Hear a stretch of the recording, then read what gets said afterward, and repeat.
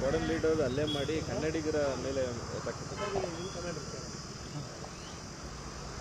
ನಿನ್ನೆ ವಾಯುಪಡೆಯ ಅಧಿಕಾರಿ ಸ್ಕ್ವಾಡ್ರನ್ ಲೀಡರ್ ಶೀಲಾದಿತ್ಯ ಬೋಸ್ ಅವರು ಏರ್ಪೋರ್ಟಿಗೆ ಅವರ ಪತ್ನಿ ಜೊತೆ ತೆರಳುತ್ತಾ ಇರಬೇಕಾದ್ರೆ ಬೈಕಿಗೆ ಟಚ್ ಆಗಿದೆ. ಕೂಡಲೇ ಬೈಕ್ ಸವಾರ ಮತ್ತು ಶೀಲಾದಿತ್ಯ ಬೋಸ್ ಅವರ ನಡುವೆ ವಾಗ್ವಾದ, ಇಬ್ಬರ ಮಧ್ಯದಲ್ಲಿ ಜಗಳ ಆಗಿದೆ. ಆ ತಾರಕಕ್ಕೇರಿ ಹೊಡೆದಾಟನೂ ಕೂಡ ನಡೆದಿದೆ. ಇದಾದ ನಂತರ ಶೀಲಾದಿತ್ಯ ಬೋಸ್ ಅವರು ಒಂದು ವಿಡಿಯೋ ಮಾಡಿ, ಸೆಲ್ಫಿ ವಿಡಿಯೋ ಮಾಡಿ, ನನಗೆ ಹೊಡೆದಿದ್ದಾರೆ, ರಕ್ತ ಬರ್ತಾ ಇದೆ, ನಾನು ಕನ್ನಡ ಮಾತಾಡಲಿಲ್ಲ ಅನ್ನೋ ಕಾರಣಕ್ಕೋಸ್ಕರ ನನ್ನ ಮೇಲೆ ಹಲ್ಲೆ ನಡೆದಿದೆ ಅಂತ ಹೇಳಿ ಇಡೀ ಚಿತ್ರಣಕ್ಕೆ ಹೊಸ ಬಣ್ಣವನ್ನು ಕಟ್ಟುವಂಥ ಪ್ರಯತ್ನವನ್ನು ಮಾಡಿದ್ದಾರೆ. ಇದ್ರ ಬಗ್ಗೆ ಸತ್ಯಾಸತ್ಯತೆಯನ್ನು ತಿಳಿದುಕೊಳ್ಳದಲೆ ಇಂಗ್ಲೀಷ್ ಮೀಡಿಯಾದವರು, ಅದರಲ್ಲೂ ನ್ಯಾಷನಲ್ ಮೀಡಿಯಾದವರು ಕನ್ನಡ ಮಾತಾಡಲಿಲ್ಲ ಅಂತ ಹೊಡೆದಿದ್ದಾರೆ, ಒಬ್ಬ ಏರ್ಫೋರ್ಸ್ ಅಧಿಕಾರಿಗೆ ಹೊಡೆದಿದ್ದಾರೆ ಅಂತ ಹೇಳಿ ಬೆಳಗ್ಗೆಯಿಂದ ಸಂಜೆವರೆಗೂ ಕೂಡ ಬೊಂಬಡಿ ಬಜಾಯಿಸಿದ್ದಾರೆ. ಏನು ಕರ್ನಾಟಕದಲ್ಲಿ ಇಂಥ ಪರಿಸ್ಥಿತಿ ಸೃಷ್ಟಿಯಾಗಿದೆ, ನಾನ್ ಕನ್ನಡಿಗಾಸ್ ಮೇಲೆ ಹಲ್ಲೆ ಆಗ್ತಾ ಇದೆ, ಈ ರೀತಿ ಭಾಳ ಧರ್ಮಬೋಧೆಯ ಮಾತುಗಳು, ಆಕ್ರೋಶ ಎಲ್ಲ ವ್ಯಕ್ತವಾಗಿದೆ. ಆದರೆ ತದನಂತರ CCTV ಫುಟೇಜನ್ನು ತೆಗೆದು ನೋಡಿದಾಗ ಶೀಲಾದಿತ್ಯ ಬೋಸ್ ಅವರೇ ಬೈಕ್ ಸವಾರನ ಮೇಲೆ ಹಲ್ಲೆ ಮಾಡಿರುವಂಥದ್ದು, ಆತನಿಗೆ ತಾರಾಮಾರ ಹೊಡೆದಿರುವಂಥದ್ದು ಅದರಲ್ಲಿ ಪತ್ತೆ ಆಗಿದೆ. ಇವತ್ತು ಕರ್ನಾಟಕದಲ್ಲಿ, ಅದರಲ್ಲಿ ವಿಶೇಷವಾಗಿ ಬೆಂಗಳೂರಿನಲ್ಲಿ ಎಂತಹ ಪರಿಸ್ಥಿತಿ ಸೃಷ್ಟಿಯಾಗಿದೆ ಅಂತಂದರೆ, ಯಾವುದೇ ರೋಡ್ ರೇಜ್ ಇರ್ಬೋದು, ಕಾರು ಬೈಕು ಟಚ್ ಆಗುವಂಥದ್ದಿರ್ಬೋದು, ಅಥವಾ ಆಟೋದವ್ರ ಜೊತೆ ಜಗಳ ಆಗುವಂಥದ್ದಿರ್ಬೋದು. ಅವರು ಓಲಾನೋ ಉಬರ್ನಲ್ಲಿ ಆಟೋ ಬುಕ್ ಮಾಡಿರ್ತದೆ, ಅವ್ರು ಬರೋದು ಲೇಟ್ ಆಗುತ್ತೆ, ಎಲ್ಲ ರ್ಯಾಪಿಡೋ ಬುಕ್ ಮಾಡ್ಕೊಂಡು ಸಡನ್ನಾಗಿ ಹೋಗ್ತಾರೆ, ಅಷ್ಟರೊಳಗಡೆ ಅವ್ರು ಬರ್ತಾರೆ. ಈ ಕಸ್ಟಮರ್ಸು ಮತ್ತು ಈ ಸರ್ವಿಸ್ ಪ್ರೊವೈಡರ್ಸ್ ಯಾರಿದ್ದಾರೆ ಅವ್ರ ಮಧ್ಯದಲ್ಲಿ ಜಗಳ ಆಗುತ್ತೆ. ಇದು ಯಾವುದೇ ವಿಚಾರ ಬಂದಾದ ಕೂಡಲೇ ನಾನ್ ಕನ್ನಡಿಗಾಸ್ ಮೇಲೆ, ಕನ್ನಡೇತರರ ಮೇಲೆ, ಅದರಲ್ಲೂ ವಿಶೇಷವಾಗಿ ನಾರ್ತ್ ಇಂಡಿಯನ್ಸ್ ಮೇಲೆ ದಬ್ಬಾಳಿಕೆ ನಡೀತಾ ಇದೆ. ಅವ್ರಿಗೆ ಕನ್ನಡ ಮಾತಾಡೋಕ್ಕೆ ಬರಲ್ಲ ಅಂತೇಳಿ ಹೇಳಿಬಿಟ್ಟು ಅವ್ರ ಮೇಲೆ ಅವಾಚ್ಯ ಶಬ್ದಗಳಿಂದ ನಿಂದಿಸ್ತಾರೆ, ಹೊಡಿತಾರೆ. ಈ ರೀತಿ ಒಂದು ಕನ್ನಡಿಗರನ್ನು ನಕಾರಾತ್ಮಕವಾಗಿ, ನೆಗೆಟಿವ್ ಆಗಿ ಚಿತ್ರಿಸುವಂತಹ ಪ್ರಕರಣಗಳು ಆಗಿಂದಾಗೆ ನಡೀತಾ ಇದ್ದಾವೆ. ಈ ಶೀಲಾದಿತ್ಯ ಬೋಸ್ ಪ್ರಕರಣ ಕೂಡ ಅದೇ ಥರ ಒಂದಾಗಿದೆ. ಪ್ರತಿ ರೋಡ್ ರೇಜ್ಗೂ ಕೂಡ ನೀವು ಕನ್ನಡ, ನಾನ್ ಕನ್ನಡ ಅಂತ ಹೇಳಿಬಿಟ್ಟು ನೀವು ಈ ರೀತಿ ಹಣಪಟ್ಟಿ ಕಟ್ಟಿದರೆ ಪರಿಸ್ಥಿತಿ ಎಲ್ಲಿಗೆ ಹೋಗ್ಬೋದು? ಆಯಿತು, ಕನ್ನಡಿಗರ ವಿಚಾರಕ್ಕೆ ಬರೋಣ. ಇವತ್ತು ಇಡೀ ರಾಜ್ಯದಲ್ಲಿ ಎಲ್ಲ ಕಡೆ, ಅದು ಮೈಸೂರು ಇರ್ಬೋದು, ಬೆಂಗಳೂರು ಇರ್ಬೋದು, ಅಥವಾ ಹುಬ್ಬಳ್ಳಿ ಧಾರವಾಡ ಇರ್ಬೋದು, ಎಲ್ಲ ಆಗಲಿ, ಬೈಕ್ನವರಿಗೆ ಕಾರ್ನವ್ರು ಟಚ್ ಮಾಡಲಿ, ಕಾರ್ನವರಿಗೆ ಬೈಕ್ನವ್ರು ಟಚ್ ಮಾಡಲಿ, ಇಬ್ಬರು ಮಧ್ಯದಲ್ಲಿ ಜಗಳ ಆಗೇ ಆಗುತ್ತೆ. ಅದರಲ್ಲಿ ಕನ್ನಡಿಗ, ನಾನ್ ಕನ್ನಡಿಗನ ಪ್ರಶ್ನೆನೇ ಬರಲ್ಲ. ಇದು ಇಬ್ಬರು ಮಧ್ಯದಲ್ಲಿ ನಡೆಯುವಂಥ ಜಗಳ, ಈ ಥರದ್ದು ಸಾವಿರಾರು ಘಟನೆಗಳು ಪ್ರತಿನಿತ್ಯ ನಡೀತವೆ. ಆದರೆ ಬೆಂಗಳೂರಲ್ಲಿ ನಡೆದ ಕೂಡಲೇ ಕನ್ನಡೇತರರ ಮೇಲೆ ಆಕ್ರಮಣ ನಡೀತಾ ಇದೆ ಅಂತೇಳಿ ಹೇಳಿಬಿಟ್ಟು ಒಂದು ರೀತಿ ಹಣೆಪಟ್ಟಿಯನ್ನು ಕಟ್ಟುವಂತಹ, ಕರ್ನಾಟಕಕ್ಕೆ ಕೆಟ್ಟ ಹೆಸರು ಬರುವಂತೆ ಬಿಂಬಿಸುವಂಥ ಪ್ರಯತ್ನ ವ್ಯವಸ್ಥಿತವಾಗಿ, ಅದರಲ್ಲೂ ಕೂಡ ವಿಶೇಷವಾಗಿ ಸೋಷಿಯಲ್ ಮೀಡಿಯಾ ಮುಖಾಂತರವಾಗಿ, ಇಂಗ್ಲೀಷ್ ಚಾನೆಲ್ಗಳ ಮುಖಾಂತರವಾಗಿ ನಡೀತಾ ಇದೆ.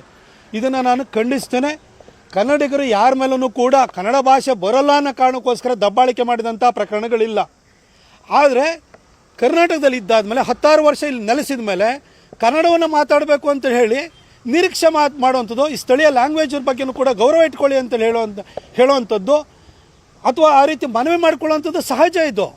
ಇದು ಎಲ್ಲ ರಾಜ್ಯಗಳಲ್ಲೂ ಇದೆ. ಆಯಿತು, ನಾನು ಕೇಳಲಿಕ್ಕೆ ಬಯಸ್ತೀನಿ, ಈ ನಾರ್ತ್ ಇಂಡಿಯನ್ಸ್ ಏನಿದಾರಲ್ಲ, ಯಾವತ್ತು ನಮ್ಮ ಮೇಲೆ, ಹಿಂದಿ ಮಾತಾಡೋರ ಮೇಲೆ ಅಥವಾ ನಾರ್ತ್ ಇಂಡಿಯನ್ಸ್ ಮೇಲೆ ಆಕ್ರಮಣ ಆಗುತ್ತೆ ಅಂತ ಹೇಳ್ತಾರಲ್ಲ, ನಿಮ್ಮ ಹತ್ರ ಒಳ್ಳೆ ಇಂಜಿನಿಯರಿಂಗ್ ಕಾಲೇಜ್ ಇಲ್ಲ, ಮೆಡಿಕಲ್ ಕಾಲೇಜ್ ಇಲ್ಲ ಅಂತ ಗತಿ ಇಲ್ಲದೆ ಕರ್ನಾಟಕ ನೀವು ಬರ್ತೀರಿ.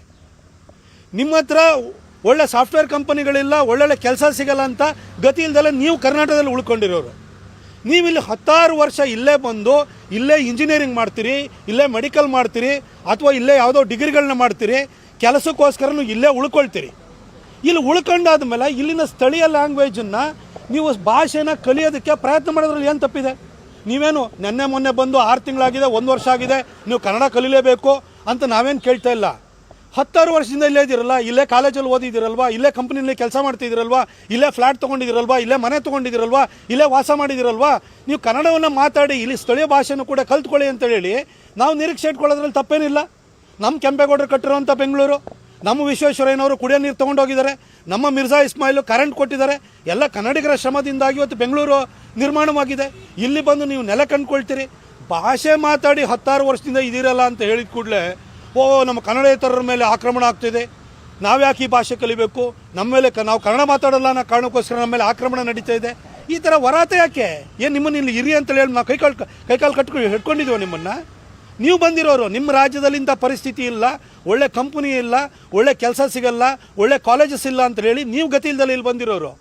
ನಿಮ್ಮನ್ನು ನಾವು ಕೇಳ್ಕೊಂಡಿಲ್ಲ. ಇಷ್ಟಾಗಿಯೂ ಕೂಡ ಯಾವುದೋ ಒಂದು ರೋಡ್ ರೇಜ್ ಬಂತು ಅಂತ ಹೇಳಿದ ಕೂಡಲೇ ಕನ್ನಡಿಗರಿಗೆ ಹಣೆಪಟ್ಟಿ ಕಟ್ಟುವಂಥ ಕೆಲಸವನ್ನು ನೀವು ಮಾಡ್ತೀರಿ. ಆಯಿತು, ಇವನು ಯಾರು ಶೀಲಾದಿತ್ಯ ಬೋಸ್ ಒಬ್ಬ ಏರ್ಫೋರ್ಸ್ ಅಧಿಕಾರಿ, ಏರ್ಫೋರ್ಸ್ ಇರ್ಬೋದು, ನೇವಿ ಇರ್ಬೋದು ಅಥವಾ ಆರ್ಮಿ ಇರ್ಬೋದು, ನಿಮ್ಮನ್ನು ಇನ್ಸ್ಟ್ರಕ್ಷನ್ ಕೊಡುವಂಥ ಲ್ಯಾಂಗ್ವೇಜ್ ಯಾವುದು? ಎಲ್ಲರಿಗೂ ಹಿಂದಿ. ತಮಿಳ್ನಾಡಿಂದ ಹೋಗಿರ್ಬೋದು, ಕೇರಳದಿಂದ ಹೋಗಿರ್ಬೋದು, ಕರ್ನಾಟಕದಿಂದ ಹೋಗಿರ್ಬೋದು, ಮಹಾರಾಷ್ಟ್ರದಿಂದ ಹೋಗಿರ್ಬೋದು. ನಿಮ್ಮ ಟ್ರೈನಿಂಗ್ ಇರ್ಬೋದು, ನಿಮಗೆ ಕೊಡುವಂತಹ ಏನು ಇನ್ಸ್ಟ್ರಕ್ಷನ್ಸ್ಗಳಿರ್ಬೋದು, ನಿಮಗೆ ಕೊಡುವಂಥ ಕಮಾಂಡ್ಗಳಿರ್ಬೋದು ಯಾವ ಭಾಷೆನಲ್ಲಿರುತ್ತೆ? ಹಿಂದಿನಲ್ಲಿರುತ್ತೆ. ನಿಮಗೆ ಅಲ್ಲಿ ಹೋಗಿ ನೀವು ಕಲಿತೀರಿ.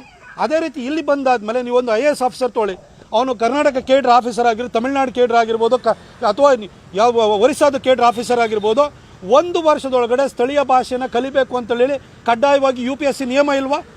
ಅದೇ ರೀತಿಯಲ್ಲಿ ನೀವು ಒಂದು ಬ್ಯಾಂಕ್ ಅಧಿಕಾರಿಯಾಗಿ ಬರ್ತೀನಿ, ನೀವು ಆಯಿತು ಅದು ಬ್ಯಾಂಕ್ ಸರ್ವಿಸ್ಸಿಗೆ ನೀವು ಸೇರ್ಕೊಳ್ತೀರಿ, IBPS ಎಕ್ಸಾಮ್ ಪಾಸ್ ಮಾಡ್ಕೊಂಬರ್ತೀರಿ. 1 ವರ್ಷದೊಳಗಡೆ ಸ್ಥಳೀಯ ಭಾಷೆನ ಕಲಿಬೇಕು ಅನ್ನೋ ಕಡ್ಡಾಯ ನಿಯಮ ಇದೆಯಲ್ವ ನಿಮಗೆ? ಇದ್ದೇ ಇದೆ ಅಲ್ಲಿ. ಹೀಗೆ IAS ಅಧಿಕಾರಿಗಳು, IPS ಅಧಿಕಾರಿಗಳು, ಹಾಗೆ ಬ್ಯಾಂಕಿಂಗ್ ಅಧಿಕಾರಿಗಳು, ಪ್ರತಿಯೊಬ್ಬರಿಗೂ ನಿಯಮ ಇದೆ. ನೀವು ಅದೇ ಥರ 16 ವರ್ಷದಿಂದ ಇಲ್ಲಿದ್ದೀರಿ. ಇದ್ದಾದ ಮೇಲೆ ಕನ್ನಡ ಭಾಷೆನ ನೀವು ಕಲೀರಿ. ಕನಿಷ್ಠ ನಿಮಗೇನು ಓದೋದು ಬರೆಯೋದು ಎಲ್ಲದನ್ನು ಕೂಡ ಕಲೀರಿ ಅಂತ ನಾವು ಹೇಳಲ್ಲ. ಯಾರು ಸಿಕ್ಕಿದಾಗ ಮಿನಿಮಮ್ ಕಮ್ಯುನಿಕೇಷನ್ನು, ಒಂದು ಸಣ್ಣ ಸಂವಹನ ಮಾಡುವಂತಹ ಕನ್ನಡವನ್ನು ನೀವು ಕಲೀಲಿಲ್ಲ ಅಂದರೆ ಯಾಕೆ? ಈ ಕನ್ನಡದ ನೆಲದ್ದು ಇದೇ ನೀರು ಕುಡಿತೀರಿ, ಇಲ್ಲಿ ಇರುವಂಥ ಕಂಪ್ನಿಗಳಲ್ಲಿ ಕೆಲಸ ತೊಗೊಂಡಿದ್ದೀರಿ, ಇಲ್ಲೇ ಸೈಟ್ ತೊಗೊಳ್ತೀರಿ, ಇಲ್ಲೇ ಮನೆ ಕಟ್ಟಿಸ್ತೀರಿ, ಇಲ್ಲೇ ಫ್ಲ್ಯಾಟ್ ತೊಗೊಳ್ತೀರಿ. ಆದರೆ ಇಲ್ಲಿ ಭಾಷೆ ಮಾತ್ರ ಬೇಡ. ನಿಮ್ಮ ಭಾಷೆ ಬೇಡ ಅಂದರೆ ನಿಮ್ಮೂರಲ್ಲಿರಪ್ಪ. ನಮ್ಮೂರಿಗೆ ಬಂದು ನಮ್ಮ ಭಾಷಿಕರು, ನಮ್ಮ ಕನ್ನಡಿಗರು ಕಟ್ಟಿರುವಂತಹ ಇಲ್ಲಿನ ಒಂದು ವ್ಯವಸ್ಥೆಯೊಳಗಡೆ ವ್ಯವಸ್ಥೆಯ ಲಾಭ ಪಡ್ಕೊಂಡು ಈ ಭಾಷೆ ಬಗ್ಗೆ ತಾತ್ಸಾರ ಇಟ್ಕೊಳ್ಳೋವಂಥದ್ದು, ಅಥವಾ ನಿಮ್ಮ ಮಧ್ಯದಲ್ಲಿ ಯಾರೋ ಆಟೋದವ್ರ ಜೊತೆ ಜಗಳ ಆಯಿತು, ಇನ್ಯಾರಾದ್ರೂ ಬೈಕ್ನವ್ರಿಗೆ ಬುದ್ಧಿ ಜಗಳ ಆದ ಕೂಡಲೇ ಇಡೀ ಕನ್ನಡಿಗರಿಗೆ ಕೆಟ್ಟ ಹೆಸರು ತರುವಂತಹ, ಕನ್ನಡಿಗರನ್ನ ಕೆಟ್ಟದಾಗಿ ಚಿತ್ರಿಸುವಂತಹ ಪ್ರಯತ್ನವನ್ನು ಮಾಡ್ತೀರಿ. ನಾನು ನಾರ್ತ್ ಇಂಡಿಯನ್ಸ್ಗೆ ಹೇಳಲಿಕ್ಕೆ ಬಯಸ್ತೇನೆ, ನೀವು ಈ ರೀತಿ ಒಂದು ಪ್ರಯತ್ನಗಳನ್ನ ನೀವು ಬಿಡಬೇಕು. ನೀವು ಇಲ್ಲಿದ್ದೀರಿ ಅಂತಂದಮೇಲೆ ಕನಿಷ್ಠ ಈ ಭಾಷೆಯ ಬಗ್ಗೆ ಗೌರವ ಪ್ರೀತಿನ ಇಟ್ಕೊಳ್ಳೋವಂಥದ್ದನ್ನು ನೀವು ಕಲಿಬೇಕು. ನಾವು ಕೂಡ ಎಲ್ಲ ಭಾಷೆನೂ ಕೂಡ ಗೌರವಿಸ್ತೀವಿ. ವಿಶೇಷವಾಗಿ ಕನ್ನಡಿಗರು ಭಾಷೆ ಆಧಾರದ ಮೇಲೆ ಯಾರಿಗೂ ತಾರತಮ್ಯ ಮಾಡಿಲ್ಲ. ಇದೇ ಬೆಂಗಳೂರಿನಲ್ಲಿ ಇವತ್ತು ಲಕ್ಷಾಂತರ ಜನ ಮಲಯಾಳಿಗಳಿದ್ದಾರೆ, ಲಕ್ಷಾಂತರ ಜನ ತಮಿಳಿದ್ದಾರೆ, ಅದೇ ರೀತಿ ತೆಲುಗವರಿದ್ದಾರೆ. ನಾವು ಯಾರ ಮೇಲೂ ಕೂಡ ನಾವೇನು ದೌರ್ಜನ್ಯ ಮಾಡೋಕ್ಕೆ ಹೋಗಿಲ್ಲ. ಆ ತೆಲುಗವ್ರು ಇರ್ಬೋದು, ತಮಿಳವ್ರು ಇರ್ಬೋದು, ಅಥವಾ ಮಲಯಾಳಿಗಳಿರ್ಬೋದು, ಇಲ್ಲಿ ಬಂದು ಇಲ್ಲಿ ಕೆಲಸ ಹುಡ್ಕೊಂಡು ಇಲ್ಲಿದ್ದೀರಿ ಅಂತಂದಮೇಲೆ ನೀವು ಇಲ್ಲಿಯವರಾಗಿ ಬದುಕಿ ಅಂತ ಹೇಳಿ ನಾವು ನಿರೀಕ್ಷೆ ಮಾಡ್ತೀವಿ. ಅದನ್ನು ಕೂಡ ನಾರ್ತ್ ಇಂಡಿಯನ್ಸಿಂದಲೂ ಕೂಡ ಸೇಮ್ ಅದನ್ನೇ ನಾವು ನಿರೀಕ್ಷೆ ಮಾಡುವಂಥದ್ದು. ಆ ಶೀಲಾದಿತ್ಯ ಬೋಸ್ ಸ್ಕ್ವಾಡ್ರನ್ ಲೀಡರ್ ಇದ್ದಾರಲ್ಲ, ಅವ್ರ ಮೇಲೆ ಪೊಲೀಸ್ ಇಲಾಖೆನೇ ಕೇಸನ್ನು ದಾಖಲಿಸುವಂಥದ್ದು ಮಾತ್ರ ಅಲ್ಲ, ಆತನನ್ನು ಕೋಲ್ಕತ್ತಾಕ್ಕೆ ಹೋಗಿರ್ಬೋದು, ಅರೆಸ್ಟ್ ಮಾಡಿ ತರಬೇಕು. ಆತ ಕನ್ನಡಿಗರ ಕ್ಷಮೆ ಕೇಳಬೇಕು. ಈ ರೀತಿ ನಾಟಕ ಮಾಡೋದಕ್ಕೆ ಇಲ್ಲಿ ಬರುವಂಥದ್ದಲ್ಲ. ಹಾಗೆ ನಾನು ಏರ್ ಚೀಫ್ ಮಾರ್ಷಲ್ ಅವರನ್ನು ಕೂಡ ನಾನು ಅವ್ರಿಗೆ ಮನವಿಯನ್ನು ಮಾಡ್ಕೊಳ್ತೀನಿ. ನಿಮ್ಮ ಇಲಾಖೆಯ ಒಬ್ಬ ಅಧಿಕಾರಿ, ಒಬ್ಬ ಏರ್ಫೋರ್ಸಿಗೆ ಸೇರಿದಂಥ ಅಧಿಕಾರಿ ಈ ರೀತಿ ಸುಳ್ಳು ಹೇಳುವಂಥ ಕೆಲಸ ಮಾಡ್ತಾನೆ. ಈ ರೀತಿ ನಿಮಗೆ ಒಂದು ಸತ್ಯಸಂಧತೆ ಇಲ್ಲದೆ ಇರುವಂಥ ಅಧಿಕಾರಿನ ಕೂಡಲೇ ನೀವು ಡಿಸ್ಮಿಸ್ ಮಾಡಬೇಕು. ಇಂಥವ್ರಿಗೆ ಒಂದು ಆಬ್ಸಲ್ಯೂಟ್ ಕಮಿಟ್ಮೆಂಟು, ಪೇಟ್ರಿಯಾಟಿಸಮ್ಮು ಒಬ್ಬ ಅಧಿಕಾರಿಗೆ ಇರಬೇಕಾಗುತ್ತೆ. ಅಂಥವ್ರು ಮಾತ್ರ ಆರ್ಮಿಯಲ್ಲೋ, ಏರ್ಫೋರ್ಸ್ನಲ್ಲೋ, ನೇವಿನಲ್ಲಿ ಇರಬೇಕು. ಇಂಥ ಸುಳ್ಳು ಹೇಳುವಂಥ ವ್ಯಕ್ತಿನ ದೇಶದೊಳಗಡೆ ಒಡಕನ್ನು ತರುವಂತಹ ಭಾಷೆ ಆಧಾರದ ಮೇಲೆ ತಾರತಮ್ಯ ಮಾಡ್ತಿದ್ದಾರೆ ಅಂತ ಸುಳ್ಳು ಹೇಳುವಂಥ ಅಧಿಕಾರಿನ ನೀವು ಇಟ್ಕೊಳ್ಬಾರ್ದು. ಕೂಡಲೇ ಅದನ್ನು ಡಿಸ್ಮಿಸ್ ಮಾಡಬೇಕು ಅಂತ ಹೇಳಿ ನಾನು ಏರ್ ಚೀಫ್ ಮಾರ್ಷಲ್ ಅವರನ್ನು ಕೇಳ್ಕೊಳ್ತೀನಿ. ಹಾಗೆ ನಮ್ಮೆಲ್ಲ ಆರ್ಮ್ಡ್ ಫೋರ್ಸಸ್ ಸುಪ್ರೀಂ ಕಮಾಂಡರು ರಾಷ್ಟ್ರಪತಿ ಆಗಿರ್ತಾರೆ. ರಾಷ್ಟ್ರಪತಿಯವರಿಗೂ ಕೂಡ ಈ ರೀತಿ ಸ್ಥಳೀಯರ ಜೊತೆ ಜಗಳ ತೆಗೆಯುವಂಥದ್ದು, ಫೇಸ್ಬುಕ್ಕು ವಿಡಿಯೋ ಮಾಡುವಂಥದ್ದು, ಆತನಿಗೆ ಒಂದು ವೇಳೆ ದೌರ್ಜನ್ಯ ಆಗಿತ್ತು ಅಂದರೆ ನೇರವಾಗಿ ಬಂದು ಸ್ಟೇಷನಲ್ಲಿ ಕಂಪ್ಲೇಂಟ್ ಕೊಡ್ಬೋದಿತ್ತು. ಇವತ್ತು ನಿಮಗೆ ಕಾರ್ನಲ್ಲಿ ಬಂಪರ್ ಟು ಬಂಪರ್ ನಿಮಗೆ ಇನ್ಶೂರೆನ್ಸ್ ಇರುತ್ತೆ, ಸಣ್ಣ ಪುಟ್ಟ ಟಚ್ ಆಗುತ್ತೆ. ಕಾರಿಗೆ ಟಚ್ ಆದರೆ ಏನು ಬೈಕ್ನವರಿಗೆ ಜೀವನ ಹೋಗುತ್ತೆ, ಕಾರ್ನವ್ರಿಗೆ ಏನೂ ಆಗಿರಲ್ಲ. ಇನ್ಶೂರೆನ್ಸ್ ಕ್ಲೈಮ್ ಮಾಡಿ. ಯಾಕೆ ಹೇಳಿದ್ಬಿಟ್ಟು ಹೊಡಿತೀರಿ ನೀವು? ಅದು ಬರೀ ಶೀಲಾದಿತ್ಯ ಬೋಸಿಗೆ ಸಂಬಂಧಪಟ್ಟಿದ್ದಲ್ಲ, ಪ್ರತಿಯೊಬ್ಬರಿಗೂ ಕೂಡ ನಾನು ಇದೇ ಕಿವಿ ಮಾತನ್ನು ಹೇಳಲಿಕ್ಕೆ ಬಯಸ್ತೀನಿ. ನಿಮ್ಮ ಕಾರಿಗೆ ಟಚ್ ಆಯಿತಾ, ಬೈಕ್ನೊಂದೇ ತಪ್ಪಿತ್ತಾ, ಆಯಿತು, ಅಚಾತುರ್ಯದಲ್ಲಿ ಆಗೋಗುತ್ತೆ. ಬೈಕ್ನವನೇನು ಬೇಕು ಅಂತ ಬಂದು ಹೊಡೆದಿರಲ್ಲ. ಆದರೆ ನೀವು ನಿಮ್ಗೆ ಇನ್ಶೂರೆನ್ಸ್ ಕ್ಲೈಮ್ ಮಾಡ್ಕೊಳ್ಳಿ. ಸಣ್ಣ ಪುಟ್ಟದ ಆಯಿತು, ಅದನ್ನೇನೋ ಒಂದು ವಾಗ್ದಂಡನೆ ಮಾಡಬೇಕಾ, ಮಾಡಿ ಪರವಾಗಿಲ್ಲ. ಆದರೆ ಹೋಗೋಂಥದ್ದು, ಇಳಿಯೋಂಥದ್ದು, ಹೊಡೆಯೋಂಥದ್ದು, ನಿಮ್ಮ ಕಾರ್ ಟಚ್ ಆದರೆ ಬೈಕ್ನ ಒಂದು ಪ್ರಾಣನೇ ಹೋಗಿರುತ್ತೆ. ಅದನ್ನು ಯೋಚನೆ ಮಾಡಿ, ನಿಮ್ಮ ಕಾರ್ನವರಿಗೆ ಏನೂ ಆಗಿರಲ್ಲ.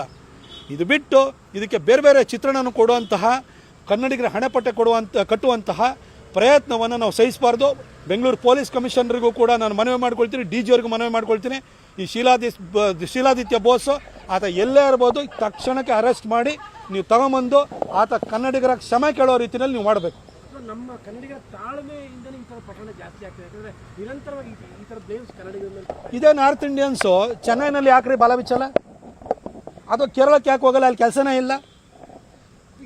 ಇವತ್ತು ತಮಿಳ್ನಾಡಲ್ಲೂ ಕೂಡ ಆ್ಯಪರಲ್ ಇಂಡಸ್ಟ್ರಿ ಇರ್ಬೋದು, ಅದೇ ರೀತಿ ಮ್ಯಾನುಫ್ಯಾಕ್ಚರಿಂಗ್ ಇಂಡಸ್ಟ್ರಿ ಇರ್ಬೋದು, ಅಥವಾ ಅಲ್ಲೂ ಸಾಫ್ಟ್ವೇರ್ ತಕ್ಕಮಟ್ಟಿಗಿದೆ. ಹಾಗೆ ಅಲ್ಲಿ ನಿಮಗೆ ಇಂಜಿನಿಯರಿಂಗ್ ಡಿಪಾರ್ಟ್ಮೆಂಟ್ಗಳು ಭಾಳ ಚೆನ್ನಾಗಿದೆ. ಕೊಯಮತ್ತೂರಿನಲ್ಲೆಲ್ಲ ನಿಮಗೆ ತುಂಬ ಚೆನ್ನಾಗಿದೆ. ಅಲ್ಲೂ ಕೂಡ ಕೆಲಸವನ್ನು ಮಾಡ್ತಿದ್ದಾರೆ, ಅಲ್ಲೂ ಬಿಸ್ನೆಸ್ ಮಾಡ್ತಿದ್ದಾರೆ. ಅಲ್ಲಿ ಯಾಕೆ ಈ ಥರ ನೀವು ಬಲ ಬಿಚ್ಚಲ್ಲ?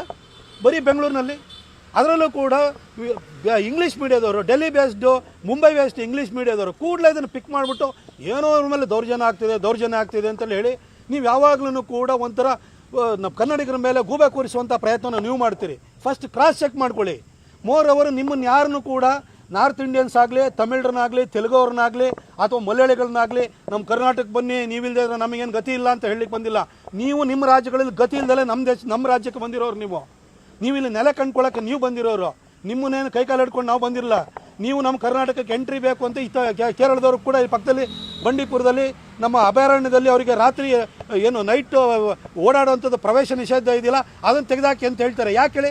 ಗತಿ ಇಲ್ಲ, ತಿನ್ನಕ್ಕೆ ಗತಿ ಇಲ್ಲದಲ್ಲೇ ಇಲ್ಲಿ ಕರ್ನಾಟಕ ಬರಬೇಕು. ಅವರಿಗೆ ಆಬಾದಿತ್ವ ಬರಬೇಕು. ಬೇರೆ ರಾಜ್ಯಗಳವರು ನಿಮ್ಮ ರಾಜ್ಯಗಳಲ್ಲಿ ಒಳ್ಳೆ ವ್ಯವಸ್ಥೆ ಇಲ್ಲದಿರೋದ್ರಿಂದ, ಒಳ್ಳೆ ಕಂಪನಿಗಳು ಇಲ್ಲದೆ ಇರೋದ್ರಿಂದ, ಒಳ್ಳೆ ಕಾಲೇಜಸ್ ಇಲ್ಲದೆ ನೀವು ಇಲ್ಲಿ ಗತಿಗೆಟ್ಟು ಬರ್ತಾ ಇದ್ದೀರಿ.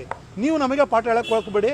ಕನ್ನಡಿಗರು ಸಾಫ್ಟಾಗಿರ್ತಾರೆ ಅಂತ ಹೇಳಿದ ಕೂಡಲೇ ನೀವು ಏನು ಬೇಕಾದ್ರೂ ಮಾಡ್ಬೋದು, ನಮ್ಮ ಮೇಲೆ ಸವಾರಿ ಮಾಡ್ಬೋದು ಅಂತ ಹೇಳಿದರೆ ನಾವು ಬಗ್ಗಲ್ಲ. ಇದಕ್ಕೆ ವಾಪಸ್ ಯಾವತ್ತು ಕನ್ನಡಿಗರು ತಿರುಗಿ ನಿಲ್ತಾರೆ ಆವತ್ತು ನಿಮಗೆ ಉಳಿಗಾಲ ಇರಲ್ಲ ಅನ್ನೋದು 1991-92ನಲ್ಲಿ ಕಾವೇರಿ ಗಲಾಟೆ ಆದಾಗ ತಮಿಳ್ನಾಡವರಿಗೆ ಅನುಭವಕ್ಕೆ ಬಂದಿತ್ತು.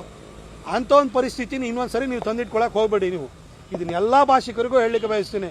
ಕನ್ನಡಿಗರ ತಾಳ್ಮೆನ ನೀವು ಅತಿಯಾಗಿ ಟೆಸ್ಟ್ ಮಾಡಿದರೆ ಕಾವೇರಿ ಗಲಾಟೆ ಆದಾಗ 91-92ನಲ್ಲಿ ಏನಾಗಿತ್ತು ಪರಿಸ್ಥಿತಿ ಅಂತ ನೀವು ನೋಡಿದ್ದೀರಿ. ಕನ್ನಡಿಗರಿಗೆ ಅಂಥ ಶಕ್ತಿ ಇದೆ, ಯಾರನ್ನು ಬೇಕಾದ್ರೂ ಬಡ್ದು ಓಡಿಸೋ ಶಕ್ತಿ ಇದೆ. ಆದರೆ ನಿಮ್ಮಿಂದಾಗಿ ನಮ್ಮನ್ನೇ ಬೆಳಗ್ತಾ ಇಲ್ಲ, ನಿಮ್ಮನ್ನೇ ಬೆಳಗ್ತಾ ಇರೋದು ನಮ್ಮ ಕರ್ನಾಟಕದಿಂದಾಗಿ. ಅದನ್ನು ಅರ್ಥ ಮಾಡಿಕೊಂಡು ಇಲ್ಲಿ ಸ್ಥಳೀಯ ಭಾಷೆಗೆ ಗೌರವ ಕೊಟ್ಕೊಂಡು, ಕಾನೂನಿಗೆ ಗೌರವವನ್ನು ಕೊಟ್ಕೊಂಡು ನೀವಿರಿ.